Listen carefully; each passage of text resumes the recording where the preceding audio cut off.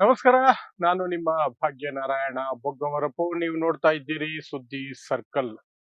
ದಾದ್ರಿಯಲ್ಲಿ ಅಖ್ಲಾಕ್ ಅನ್ನುವಂತಹ ವ್ಯಕ್ತಿಯ ಕೊಲೆಯ ಬಗ್ಗೆ ನಿಮಗೆಲ್ಲ ಗೊತ್ತಿರುತ್ತೆ. ಗುಂಪು ಹತ್ಯೆ ಮಾಡಿದ್ರು ಗೋ ಮಾಂಸದ ಹೆಸರಿನಲ್ಲಿ. ಮೋದಿ ಅಧಿಕಾರಕ್ಕೆ ಬಂದಂತಹ ಹೊಸದರಲ್ಲಿ ಮತ್ತೇರಿದಂತಹ ಮತಾಂಧರು, ರೌಡಿಗಳು ಒಂದು ಮನೆಗೆ ನುಗ್ಗಿ ಆ ಮನೆಯ ವ್ಯಕ್ತಿಯನ್ನ ಮತ್ತು ಆತನ ಮಗನನ್ನ ಥಳಿಸಿದ್ರು. ಅದರಲ್ಲಿ ಆ ವ್ಯಕ್ತಿ ತೀರ್ಕೊಂಡಿದ್ರು. ಸೊ ಆ ಘಟನೆಯಾಗಿ ಸರಿಯಾಗಿ 10 ವರ್ಷಗಳು ಕಳೆದಿದೆ. ಈಗ ಉತ್ತರ ಪ್ರದೇಶ ಸರ್ಕಾರ ಆ ವ್ಯಕ್ತಿಯ ಕೊಲೆಯ ಆರೋಪಿಗಳ ವಿರುದ್ಧ ಇರುವ ಕೇಸನ್ನ ಕ್ಲೋಸ್ ಮಾಡಬೇಕು, ಕೈ ಬಿಡಬೇಕು, ಅವ್ರನ್ನೆಲ್ಲರಿಗೂ ಸಹ ಒಂದು ರೀತಿ ಆ ನಿರಪರಾಧಿಗಳು ಅವರನ್ನ ಬಿಟ್ಟು ಬಿಡಬೇಕು ಅನ್ನುವಂತಹದ್ದಕ್ಕೆ ಮುಂದಾಯಿತು. ಆದ್ರೆ ಅದಕ್ಕೆ ಅಲ್ಲಿನ ಕೋರ್ಟ್, ಅಲ್ಲಿನ ಜಡ್ಜ್ ಒಬ್ರು, ಆ ಜಡ್ಜ್ಗೆ ನಾನು ಸೆಲ್ಯೂಟ್ ಹೊಡಿತೀನಿ. ಯುಪಿ ಸರ್ಕಾರಕ್ಕೆ ಚಾಟಿ ಬೀಸಿದ್ದಾರೆ, ಕಪಾಳ ಮೋಕ್ಷ ಮಾಡಿದ್ದಾರೆ. ನೋ, ಈ ಕೇಸು ಕ್ಲೋಸ್ ಮಾಡಕ್ಕೆ ಬಿಡಲ್ಲ. ಇಂಥ ಕೇಸನ್ನ ಕ್ಲೋಸ್ ಮಾಡಿದ್ರೆ ಸಮಾಜದಲ್ಲಿ ತಪ್ಪು ಸಂದೇಶ ಹೋಗುತ್ತೆ, ಇಂಥ ಕೃತ್ಯ ಮಾಡುವವರಿಗೆ ಭಯ ಇಲ್ಲದೆ ಹೋಗುತ್ತೆ. ಹಾಗಾಗಿ ಈ ಕೇಸ್ ಕ್ಲೋಸ್ ಮಾಡೋದು ಸಾಧ್ಯನೇ ಇಲ್ಲ. ಕೇಸ್ ಕ್ಲೋಸ್ ಮಾಡೋದು ಸಾಧ್ಯ ಇಲ್ಲ ಮಾತ್ರ ಅಲ್ಲ, ಈ ಕೇಸನ್ನ ಫಾಸ್ಟ್ ಟ್ರ್ಯಾಕ್ ಹಾಕ್ತೀನಿ. ಪ್ರತಿ ದಿನ ವಿಚಾರಣೆ ಇರುತ್ತೆ, ಆದಷ್ಟು ಬೇಗ ತೀರ್ಪು ಬಂದ್ಬಿಡ್ಬೇಕು ಅಂತ ಆದೇಶವನ್ನ ಕೊಟ್ಟಿದ್ದಾರೆ. ಸೊ ಯಾರ ಜಡ್ಜು ಮತ್ತು ಇಂತಹ ನೀಚತನವನ್ನ ಮಾಡಿದಂತಹ ಯುಪಿ ಸರ್ಕಾರದ ವಾದ ಏನಾಗಿತ್ತು ಮತ್ತು ಈ ಅಖ್ಲಾಕ್ ಅನ್ನುವಂಥವರ, ಮೊಹಮ್ಮದ್ ಅಖ್ಲಾಕ್ ಅನ್ನುವಂಥವರ ಕೊಲೆ ಹೇಗೆ ನಡೀತು, ಏನೆಲ್ಲ ಘಟನೆಗಳಾಗಿತ್ತು 10 ವರ್ಷದ ಹಿಂದೆ. ಸೊ ಗೌತಮ ಬುದ್ಧ ನಗರ, ಉತ್ತರ ಪ್ರದೇಶ, ಅಲ್ಲಿ ಜಡ್ಜ್, ಅಡಿಷನಲ್ ಡಿಸ್ಟ್ರಿಕ್ಟ್ ಮತ್ತು ಸೆಷನ್ಸ್ ಜಡ್ಜ್ ಆಗಿರುವಂತಹ ಸೌರಭ್ ದ್ವಿವೇದಿ ಅನ್ನುವಂತಹ ಜಡ್ಜ್ ಮುಂದೆ ಒಂದು ಕೇಸ್ ಬಂತು. ಏನು? ಉತ್ತರ ಪ್ರದೇಶದ ಸರ್ಕಾರ ಅನುಮೋದನೆ ಕೊಟ್ಟಿರುವಂತಹದ್ದು ಮತ್ತು ರಾಜ್ಯಪಾಲರು ಒಪ್ಪಿಕೊಂಡಿರುವಂತಹದ್ದು, ದಾದ್ರಿಯಲ್ಲಿ ಕೊಲೆಯಾದ್ರಲ್ಲ ಮೊಹಮ್ಮದ್ ಅಖ್ಲಾಕ್ ಅನ್ನುವಂಥವರು, ಅವರ ಕೊಲೆ ಕೇಸಿನಲ್ಲಿರುವಂತಹ ಎಲ್ಲ ಕೇಸುಗಳನ್ನ ಅಥವಾ ಎಲ್ಲರನ್ನೂ ಸಹ ಮಾಫಿ ಮಾಡಿ ಕೇಸ್ ಕ್ಲೋಸ್ ಮಾಡಿಬಿಡಿ ಅಂತ ಒಂದು ಅಪ್ಲಿಕೇಶನ್ ಅನ್ನ ಕೋರ್ಟ್ ಮುಂದೆ ಹಾಕಿದ್ರು. ಆದ್ರೆ ನ್ಯಾಯಾಧೀಶರಾದಂತಹ ಸೌರಭ್ ದ್ವಿವೇದಿ ನೋ, ಸಾಧ್ಯ ಇಲ್ಲ ಅಂದ್ರು. ಸಾಧ್ಯ ಇಲ್ಲ, ಈ ರೀತಿ ಮಾಡೋದ್ರಿಂದ ಸಮಾಜಕ್ಕೆ ತಪ್ಪು ಸಂದೇಶ ಹೋಗುತ್ತೆ, ಹಾಗಾಗಿ ನಾನು ಇದಕ್ಕೆ ಒಪ್ಪೋದಿಲ್ಲ ಅಂತ ಹೇಳಿ ಉತ್ತರ ಪ್ರದೇಶ ಸರ್ಕಾರಕ್ಕೆ ಸವಾಲ್ ಹಾಕದಂಗೆ ಒಂದೊಂದನ್ನ ಆದೇಶವನ್ನ ಕೊಟ್ಟರು. ಜೊತೆಗೆ ಹೇಳಿದ್ರು, ಜನವರಿ 6ನೇ ತಾರೀಕಿನಿಂದ ಪ್ರತಿ ದಿನ ಫಾಸ್ಟ್ ಟ್ರ್ಯಾಕ್ ಅಲ್ಲಿ ಈ ಕೇಸು ಓಡುತ್ತೆ, ಮುಲಾಜೆ ಇಲ್ಲ ಅಂತ ಹೇಳುವ ಮೂಲಕ ಯೋಗಿ ಆದಿತ್ಯನಾಥ್ ಸರ್ಕಾರ ಮಾಡಬೇಕು ಅಂತ ಹೊರಟಿದ್ದಂತಹ ನೀಚತನಕ್ಕೆ ಬ್ರೇಕ್ ಹಾಕಿದ್ದಾರೆ, ಧೈರ್ಯ ತೋರಿಸಿದ್ದಾರೆ ಜಡ್ಜು. ಆ ಧೈರ್ಯಕ್ಕೆ ಮತ್ತೊಮ್ಮೆ ನಾನು ಸೆಲ್ಯೂಟ್ ಹೊಡೆದು, ಏನಾಯ್ತು ದಾದ್ರಿಯಲ್ಲಿ? ಸೊ ಆ ದಿನಾಂಕ ಬಂದು ಸೆಪ್ಟೆಂಬರ್ 28, 2015. ಮೋದಿ ಸರ್ಕಾರ ಬಂದು 1.25 ವರ್ಷ ಆಗಿತ್ತು.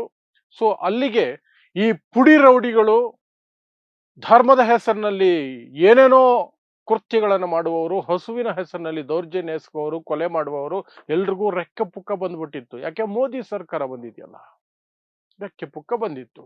ಆ ರೆಕ್ಕೆ ಪುಕ್ಕಗಳ ದುರಹಂಕಾರದಲ್ಲಿ ಕ್ರೌರ್ಯ ಮೆರೆಯುವಂತಹದಕ್ಕೆ ಎಲ್ಲ ಅವಕಾಶಗಳು ಇದೆ ಅಂತ ತಿಳ್ಕೊಂಡ ಮೇಲೆ ಉತ್ತರ ಪ್ರದೇಶದ ದಾದ್ರಿಯಲ್ಲಿ ಇದ್ದಕ್ಕಿದ್ದ ಹಾಗೆ ರಾತ್ರಿ 10 ಗಂಟೆಗೆ ಒಂದು ದೇವಸ್ಥಾನದಲ್ಲಿ ಮೈಕಿನಲ್ಲಿ ಅನೌನ್ಸ್ಮೆಂಟ್ ಆಗುತ್ತೆ, ಮೊಹಮ್ಮದ್ ಅಖ್ಲಾಕ್ ಅನ್ನುವಂಥವನ ಮನೆಯಲ್ಲಿ ಗೋಹತ್ಯೆ ಆಗಿದೆ, ಗೋಮಾಂಸ ಇವತ್ತು ತಿಂದಿದ್ದಾರೆ ಮತ್ತು ಸ್ವಲ್ಪ ಗೋಮಾಂಸವನ್ನ ಫ್ರಿಡ್ಜ್ ಅಲ್ಲಿ ಇಟ್ಟಿದ್ದಾರೆ ಅಂತ.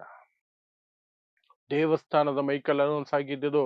ದೇವಸ್ಥಾನದ ಮೈಕುಗಳು ಎಂತಹ ನೀಚತನಕ್ಕೆ ಕೆಲಸಕ್ಕೆ ಉಪಯೋಗಕ್ಕೆ ಬರ್ತವೆ ಅಂತ ನೀವೇ ನೋಡ್ಕೊಳ್ಳಿ. ಆಯ್ತು, ಅಲ್ಲಿಗೆ ಒಂದು 18-19 ಜನರ ಪುಡಿ ರೌಡಿಗಳ ಗುಂಪು, ಇದೆಲ್ಲ ಸ್ಕೀಮ್ ಮೊದಲೇ ಪ್ಲಾನ್ ಮಾಡಿ ಇಟ್ಟಿರ್ತಾರೆ. ದಿಢೀರ್ ಅಂತ ಯಾರು ಲಾಠಿ, ದೊಣ್ಣೆ, ಮಚ್ಚು ಎಲ್ಲ ಹಿಡ್ಕೊಂಡ್ ಬರಕ್ ಆಗಲ್ಲ. ಎಲ್ಲ ರೆಡಿ ಮಾಡ್ಕೊಂಡು ಆಮೇಲೆ ಅವರೇ ದೇವಸ್ಥಾನದಲ್ಲಿ ಅನೌನ್ಸ್ ಮಾಡಿರ್ತಾರೆ. ಇದೆಲ್ಲ ಪ್ರೀ ಪ್ಲಾನ್ಡ್. ಆ ಮನೆ ಮುಂದೆ ಬಂದು ಅಲ್ಲಿದ್ದಂತಹ ವ್ಯಕ್ತಿಗಳ ಮೇಲೆ ಹಲ್ಲೆ ಮಾಡಿದ್ರು. ಮೊದಲು ಕೆಳಗಡೆ ಮಹಡಿಯಲ್ಲಿ ಮೊಹಮ್ಮದ್ ಅಖ್ಲಾಕ್ ಅವರ ತಾಯಿ ಮೇಲೆ ಹಲ್ಲೆ ಮಾಡಿದ್ರು. ಆ ನಂತರ ಮೊದಲನೇ ಫ್ಲೋರ್ಗೆ ಹೋದ್ರು, ಅಲ್ಲಿ ಮೊಹಮ್ಮದ್ ಅಖ್ಲಾಕ್ 54 ವರ್ಷ ಆಗ ಆ ವ್ಯಕ್ತಿ ಮೇಲೆ ದಾಳಿ ಮಾಡಿದ್ರು. ಆ ನಂತರ ಆತನ ಕಿರಿಯ ಮಗ 18 ವರ್ಷ ಹುಡುಗ, ಆತನ ಮೇಲೂ ಕೂಡ ಹಲ್ಲೆ ಆಗತ್ತೆ. ದಾನಿಶ್ ಅಂತ ಆತನ ಹೆಸರು. ಇಬ್ಬರನ್ನು ಥಳಿಸ್ತಾರೆ. ದಾನಿಶ್ ಸತ್ತು ಹೋಗಿದ್ದಾನೆ ಅಂತ ಅವನ ಬಿಟ್ಟು ಅಖ್ಲಾಕ್ನ ಎಳ್ಕೊಂಡು ಹೊರಗಡೆ ಬರ್ತಾರೆ. ನಡು ಬೀದಿಯಲ್ಲಿ ಮತ್ತೆ ಹಲ್ಲೆ ಮಾಡ್ತಾರೆ. ಆಲ್ಮೋಸ್ಟ್ ಕೊಂದೇ ಬಿಡ್ತಾರೆ. ಸತ್ತು ಹೋಗಿದ್ದಾನೆ ಅನ್ಕೊಂಡು ಅಲ್ಲಿಂದ ಹೊರಟು ಬಿಡ್ತಾರೆ. ಆ ನಂತರ ಅಖ್ಲಾಕನ್ನ ಆಸ್ಪತ್ರೆಗೆ ಕರೆದುಕೊಂಡು ಹೋಗುವ ಮಧ್ಯದಲ್ಲಿ ಅವರು ಜೀವ ಬಿಡ್ತಾರೆ. ಈ ಕುಟುಂಬ ಇದೆಯಲ್ಲ, ಈ ಕುಟುಂಬ ತನ್ನ ಕಣ್ಣ ಮುಂದೆನೆ ಅಖ್ಲಾಕನ್ನ ಕೊಲ್ಲಬೇಕಾದ್ರೆ ಆತನ ತಾಯಿ, ಹೆಂಡತಿ, ಮಗಳು ಪಾಪ ಅಸಹಾಯಕರಾಗಿ ನೋಡ್ತಾ ನಿಂತಿರ್ತಾರೆ. ಏನ್ ಮಾಡಕ್ಕಾಗತ್ತೆ ಇಂಥ ಪುಡಿ ರೌಡಿಗಳನ್ನ? ನೀವು ಮಾಡಿ ನಾವಿದೀವಿ ಹಿಂದ್ಗಡೆ ಅಂತ ಕೆಲವು ಪೊಲಿಟಿಕಲ್ ಪಾರ್ಟಿಗಳು, ಕೆಲವು ನೇತಾ ಅನ್ಸ್ಕೊಂಡವರು, ರಾಜಕಾರಣಿಗಳು ಇನ್ನೇನೇನೋ ಎತ್ತಿ ಕಟ್ತಾರಲ್ಲ. ಆ ಕಂತ್ರಿಗಳಿಗೆ ಕೆಲಸ ಇರಲ್ಲ. ಮೋದಿ ಬಂದ ಮೇಲೆ ಯಾರಿಗೂ ಕೆಲಸ ಕೊಟ್ಟಿಲ್ಲ. ಇನ್ನು ಇವ್ರಿಗೆ ಪಾನ್ ಪರಾಗು, ಬೀಡಿ, ಸಿಗರೇಟು, ಇನ್ನೇನೇನೋ ಎಣ್ಣೆ ಹೊಡೆಯೋದಕ್ಕೆಲ್ಲ ಕಾಸು ಬೇಕಲ್ಲ. ಇಂತಹ ಕಂತ್ರಿ ಕೆಲಸ ಮಾಡಿನೇ ಕಾಸು ಮಾಡ್ಕೋಬೇಕು ಅವರು.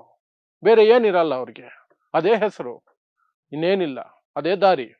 ಸೊ ಅವ್ರ ಕಣ್ಣೆದುರುಗಡೆನೆ ಆಯ್ತು. ಅವರ ಹಿರಿಯ ಮಗ ಇದಾನಲ್ಲ, ಹಿರಿಯ ಮಗ ಭಾರತೀಯ ಸೇನೆಯಲ್ಲಿರೋದು, ವಾಯುಸೇನೆಯಲ್ಲಿ ಕೆಲಸ ಮಾಡುವಂತಹದ್ದು, ಚೆನ್ನೈಯಲ್ಲಿ ಪೋಸ್ಟಿಂಗ್ ಪಾಪ. ಅಲ್ಲಿಂದ ಮಾರನೇ ದಿನ ಓಡ್ ಬರ್ತಾರೆ. ಮೊಹಮ್ಮದ್ ಸರ್ತಾಜ್ ಹಿರಿಯ ಮಗ ಬಂದು, ತಂದೆ ತೀರ್ ಹೋಗಿದ್ದಾನೆ, ತಮ್ಮ ಗಂಭೀರವಾಗಿದ್ದಾನೆ, ಅಜ್ಜಿಗೆ ಪೆಟ್ಟುಗಳು ಬಿದ್ದಿದ್ದಾವೆ, ಮನೆ ಆಲ್ಮೋಸ್ಟ್ ಧ್ವಂಸ ಆಗಿದೆ, ಎಲ್ಲ ಆಗಿದೆ. ಏನ್ ಮಾಡಕ್ಕಾಗತ್ತೆ? ಅಖಿಲೇಶ್ ಯಾದವ್ ಸರ್ಕಾರ ಇದ್ದಿದ್ದಾಗ ಉತ್ತರ ಪ್ರದೇಶದಲ್ಲಿ 19 ಜನರ ಬಂಧನ ಆಗತ್ತೆ. 19 ಜನರ ಬಂಧನ ಆಗತ್ತೆ. 19 ಜನರನ್ನ ಜೈಲಿಗೆ ಹಾಕಲಾಗತ್ತೆ. ಕೆಲವೇ ತಿಂಗಳುಗಳಲ್ಲಿ ಆದಿತ್ಯನಾಥ್ ಸರ್ಕಾರ ಬರುತ್ತೆ. ಎಲ್ರಿಗೂ ಒಬ್ಬೊಬ್ಬರಿಗೆ ಬೇಲ್ ಸಿಗತ್ತೆ. ಅದರಲ್ಲಿ 3 ಜನ ಏನು ಇನ್ನೂ ಸಹ 18 ವರ್ಷ ತುಂಬದ ಅಪ್ರಾಪ್ತರು ಆರೋಪಿಗಳಲ್ಲಿ. ಅವ್ರು ಆಲ್ಮೋಸ್ಟ್ ಬಚಾವು. ಒಬ್ಬ ಇತ್ತೀಚೆಗೆ ತೀರ್ಕೊಂಡಿದ್ದಾನೆ. ಇನ್ನು 14 ಜನ ಇದ್ದಾರೆ. 14 ಜನ. ಆ 14 ಜನ ಕೂಡ ಬೇಲಲ್ಲಿದ್ದಾರೆ. ಆ 14 ಜನರಿಗೆ ಈಗ ಆ ಕೇಸನ್ನ ಕ್ಲೋಸ್ ಮಾಡಿಬಿಡ್ಬೇಕು, ಅವರೆಲ್ರಿಗೂ ಮುಕ್ತಿ ಕೊಡಿಸ್ಬಿಡ್ಬೇಕು ಅಂತ ಯೋಗಿ ಆದಿತ್ಯನಾಥ್ ಸರ್ಕಾರ ನೀಚ ಯೋಚನೆ ಮಾಡಿ ಕೋರ್ಟಿನ ಮುಂದೆ ಹೋಗಿದ್ದು. ಕೋರ್ಟಿನ ಮುಂದೆ ಹೋದಾಗ ಜಡ್ಜ್ ಸೌರಭ್ ದ್ವಿವೇದಿ ಸಾಧ್ಯನೇ ಇಲ್ಲ, ಕೇಸ್ ಕ್ಲೋಸ್ ಮಾಡಲ್ಲ ನಾನು ಅಂತ ಸೆಡ್ ಹೊಡೆದು ನಿಂತಿದ್ದಾರೆ. ಈಗ ಬಾಯಿ ಮುಚ್ಕೊಂಡು ಕೋರ್ಟ್ ಮಾತು ಕೇಳಲೇಬೇಕು. ಈಗ ಫಾಸ್ಟ್ ಟ್ರ್ಯಾಕ್ ಬರುತ್ತೆ. ಜನವರಿ 6ನೇ ತಾರೀಕಿಂದ ಪ್ರತಿದಿನ ಅದಾಗತ್ತೆ. ಇದರಿಂದ ಆ ಕುಟುಂಬಕ್ಕೆ ಒಂದಷ್ಟು ಸಮಾಧಾನ ಆಗಿದೆ. ಇಷ್ಟಕ್ಕೂ ಆ ಕೇಸನ್ನು ಕ್ಲೋಸ್ ಮಾಡಬೇಕು ಅನ್ನೋದಕ್ಕೆ ಉತ್ತರ ಪ್ರದೇಶ ಸರ್ಕಾರ ಕೊಟ್ಟಿರುವಂತಹ ಅಂಶಗಳೇನು ಗೊತ್ತಾ? ಅರೆಸ್ಟ್ ಆಗಿರೋರೆಲ್ಲ ಒಂದೇ ಜಾತಿಗೆ ಸೇರಿದವರು. ಅಖಿಲೇಶ್ ಯಾದವ್ ಸರ್ಕಾರ ಬೇಕು ಅಂತ ಒಂದು ಜಾತಿಯವ್ರನ್ನ ಸಿಕ್ಕಾಕ್ಸಿದೆ ಅಂತ. ಒಂದು ಊರಲ್ಲಿ ಒಂದು ಗುಂಪು ಹತ್ಯೆ ನಡೆಯುತ್ತೆ ಅಂದ್ರೆ ಆ ಗುಂಪು ಒಂದು ಜಾತಿಯವರಿಗೆ ಸೇರಿರುತ್ತೆ. ಆಲ್ಮೋಸ್ಟ್ ಎಲ್ಲ ಒಂದೇ ಜಾತಿಯವ್ರು ಸೇರಿದ್ದಾರೆ ಅಂದ ತಕ್ಷಣ ಅವ್ರು ಮಾಡಿಲ್ಲ ಅಂತಲ್ಲ. ಠಾಕೂರ್ಗಳು, ಯಾರು ಠಾಕೂರ್ಗಳು? ಆದಿತ್ಯನಾಥ್ ಜಾತಿನೇ. ಅದೇ ಅಲ್ಲ ಬಂದಿರೋದು. ಚುನಾವಣೆ ಬರ್ತಿದೆಯಲ್ಲ ಉತ್ತರ ಪ್ರದೇಶದಲ್ಲಿ, ಇಂತಹದ್ದೊಂದು ಗಿಮಿಕ್ ಮಾಡ್ಬೇಕಲ್ಲ. ಗುಜರಾತ್ ಅಲ್ಲಿ ಮಾಡಿದ್ರಲ್ಲ, ಒಂದು ಹೆಣ್ಣು ಮಗುವನ್ನ ರೇಪ್ ಮಾಡಿ ಆಕೆಯ 3 ವರ್ಷದ ಮಗುವನ್ನ ಆಕೆ ಕಣ್ಮುಂದೆನೆ ಕೊಂದು ಆಕೆಯ ಕುಟುಂಬದ ಇತರೆ ಸದಸ್ಯರನ್ನ ಕಣ್ಮುಂದೆನೆ ಕೊಂದಿದ್ರು ಸಹ ಅಷ್ಟು 11 ಆರೋಪಿಗಳು ಜೈಲಾಗಿ ಅವ್ರಿಗೆ ಕೋರ್ಟಲ್ಲಿ ಕನ್ವಿಕ್ಟ್ ಆಗಿ ತಪ್ಪು ಮಾಡಿದ್ದಾರೆ ಅಂತ ಕೋರ್ಟಲ್ಲಿ ಪ್ರೂವ್ ಆಗಿ ಜೀವಾವಧಿ ಶಿಕ್ಷೆ ಆಗಿದ್ದಾರೆ. ಬಿಲ್ಕಿಸ್ ಬಾನೋ ಕೇಸಲ್ಲಿ ಗುಜರಾತ್ ಚುನಾವಣೆಗಳಿಗೂ ಮೊದಲು ಅವರು ಸನ್ನಡತೆಯ ಆಧಾರದ ಮೇಲೆ ಬಿಡುಗಡೆ ಅಂತೆ ಅವರಿಗೆ. ಇಂಥ ಕಂತ್ರಿತನ ನೋಡಿ ಬಿಜೆಪಿ ಸರ್ಕಾರಗಳದ್ದು. ಆದ್ರೆ ಸುಪ್ರೀಂ ಕೋರ್ಟ್ ಕಪಾಳಕ್ಕೆ ಬಾರಿಸಿ ಮತ್ತೆ ಎಲ್ರನ್ನು ಜೈಲಿಗೆ ಹಾಕ್ಸಿದೆ. ಹೆಂಗ್ ಬಿಟ್ರಿ ಅಂತ. ಬಟ್ ಗುಜರಾತ್ ಚುನಾವಣೆ ಮುಗಿಯೋವರೆಗೂ ಅವ್ರಿಗೆ ಒಂದು ಲಾಭ ಸಿಕ್ತು. ಈಗ ಉತ್ತರ ಪ್ರದೇಶದಲ್ಲಿ ಅಂಥದ್ದೇ ಒಂದು ಗೇಮ್ ಮಾಡೋದಕ್ಕೆ ಆದಿತ್ಯನಾಥ್ ಟ್ರೈ ಮಾಡಿದ್ದು. ಅದು ಕೋರ್ಟಲ್ಲಿ ಈಗ ಜಡ್ಜು ಕಪಾಳಕ್ಕೆ ಬಾರಿಸ್ದಂಗೆ ಒಂದು ಆದೇಶವನ್ನು ಕೊಟ್ಟಿದ್ದಾರೆ. ಸೊ ಈಗ ಅದರ ಬಗ್ಗೆ ಪ್ರತಿಕ್ರಿಯೆ ಕೊಟ್ಟಿರುವಂತಹ ಅಖ್ಲಾಕ್ ಪರವಾದಂತಹ ವಕೀಲರು ಅವರು ಹೇಳ್ಕೊಂಡಿದ್ದಾರೆ, ಒಳ್ಳೆ ಆದೇಶ ಬಂದಿದೆ, ನಮಗೆ ಸಮಾಧಾನ ಆಗಿದೆ, ನ್ಯಾಯ ಸಿಗುತ್ತೆ ಅನ್ನುವಂಥದ್ದಕ್ಕೆ ಒಂದು ಸೂಚನೆ ಸಿಕ್ಕಿದೆ, ನಮ್ಮ ಹೋರಾಟವನ್ನ ನಾವು ಮುಂದುವರಿಸ್ತೀವಿ ಅಂತ ಅಡ್ವೊಕೇಟ್ ಯೂಸುಫ್ ಸೈಫಿ ಅನ್ನುವಂಥವರು ಅವರು ತಮ್ಮ ಸಮಾಧಾನವನ್ನ ವ್ಯಕ್ತಪಡಿಸ್ಕೊಂಡಿದ್ದಾರೆ. ಆ ಕುಟುಂಬ ಸಹ ಒಂದಷ್ಟು ನಿಟ್ಟುಸಿರು ಬಿಟ್ಟಿರುತ್ತೆ. ಯಾಕಂದ್ರೆ ಕುಟುಂಬ ಸದಸ್ಯರನ್ನ ಕಣ್ಣೆದುರುಗಡೆ ಕೊಂದವರನ್ನ, ಆ ಕುಟುಂಬದ ಮಗಳೇನಿದ್ದಾಳೆ ಆಕೆ ಕೋರ್ಟ್ ಅಲ್ಲಿ ನಿಂತ್ಕೊಂಡು ಆ ಎಲ್ಲ ಆರೋಪಿಗಳನ್ನು ಹೆಸರು ಸಮೇತ ಗುರುತು ಪತ್ತೆ ಹೇಳಿದ ಮೇಲೆ, ಸಾಕ್ಷಿ ಹೇಳಿದ ಮೇಲೆ, ಇಲ್ಲ ಇಲ್ಲ ಇಲ್ಲ ಇಲ್ಲ ಸುಮ್ನೆ ಇವ್ರನ್ನೆಲ್ಲ ಸೇರಿಸ್ಬಿಟ್ಟಿದ್ದಾರೆ ಕೇಸಲ್ಲಿ, ಇವ್ರನ್ನೆಲ್ಲ ಬಿಡುಗಡೆ ಮಾಡಿಬಿಡ್ಬೇಕು, ಈ ಕೇಸಿಂದ ಕೇಸ್ ಕ್ಲೋಸ್ ಮಾಡಬೇಕು ಅಂತ ಸರ್ಕಾರ ಹೋಗುತ್ತೆ ಅಂದ್ರೆ ಆ ಕುಟುಂಬಕ್ಕೆ ಎಷ್ಟು ಹೊಟ್ಟೆ ಹುರಿದಿರಲ್ಲ, ಎಷ್ಟು ಹೊಟ್ಟೆ ಉರಿದಿರಲ್ಲ. ಯಾವುದು ಇವ್ರಿಗೆ ಕಾಣಲ್ಲ. ಚುನಾವಣೆ ಗೆಲ್ಲಬೇಕು, ಧರ್ಮನ ಕೆದಕಬೇಕು, ಚುನಾವಣೆ ಗೆಲ್ಲಬೇಕು, ಅಷ್ಟೇ ಈ ಬಿಜೆಪಿಯ ನೀಚತನ, ಅಷ್ಟೇ ಇವ್ರದ್ದು ಕತೆ. ಇನ್ನು ಆ ಘಟನೆ ನಡೆದ ನಂತರ ಆ ಕುಟುಂಬ ಎಲ್ಲಿ ವಾಸ ಮಾಡ್ತಿದೆ ಅನ್ನೋದನ್ನ ಇಲ್ಲಿಯವರೆಗೆ ಯಾರಿಗೂ ಬಹಿರಂಗಪಡಿಸಿಲ್ಲ. ಊರು ಬಿಟ್ಟಿದ್ದಾರೆ, ಬೇರೆ ಕಡೆ ವಾಸ ಮಾಡ್ತಿದ್ದಾರೆ, ಎಲ್ಲಿ ಅನ್ನೋದು ಯಾರಿಗೂ ಸಹ ಹೇಳಿಲ್ಲ. ಸರ್ಕಾರದ ಕಡೆಯಿಂದ ಏನೋ ಆ ಮಗಳಿಗೆ ಸಾಕ್ಷಿ ಹೇಳಿರೋದಕ್ಕೆ ಮಗಳಿಗೆ ಮಾತ್ರ ಸೆಕ್ಯೂರಿಟಿ ಕೊಟ್ಟಿರೋದಂತೆ, ಎಲ್ಲಿದ್ದಾರೆ ಅನ್ನೋದ್ರ ಬಗ್ಗೆ ಯಾರಿಗೂ ಮಾಹಿತಿಯನ್ನ ಹಂಚಿಕೊಂಡಿಲ್ಲ. ಒಳ್ಳೇದೇ, ಯಾಕಂದ್ರೆ ಈ ಕಂತ್ರಿಗಳು ಅಲ್ಲೂ ಹೋಗಿ ಏನಾದ್ರು ಮಾಡ್ತಾರೆ. ಇವು ಕದೇ ಕೆಲಸ, ಬೇರೆ ಕೆಲಸ ಕೊಟ್ಟಿಲ್ವಲ್ಲ ಮೋದಿ, ಅದೇ ಕೆಲಸ ಅಷ್ಟೇ. ಸೊ ಇದಿಷ್ಟು ದಾದ್ರಿಯಿಂದ ಬರ್ತಿರುವಂತಹ ಸುದ್ದಿ. ಅಖ್ಲಾಕ್ ಕೊಲೆ ಆರೋಪಿಗಳನ್ನ ಕೇಸ್ ಕ್ಲೋಸ್ ಮಾಡಬೇಕು ಅಂತ ಯೋಗಿ ಆದಿತ್ಯನಾಥ್ ಸರ್ಕಾರ ಒಂದು ನೀಚ ನಿರ್ಧಾರಕ್ಕೆ ಬರುತ್ತೆ.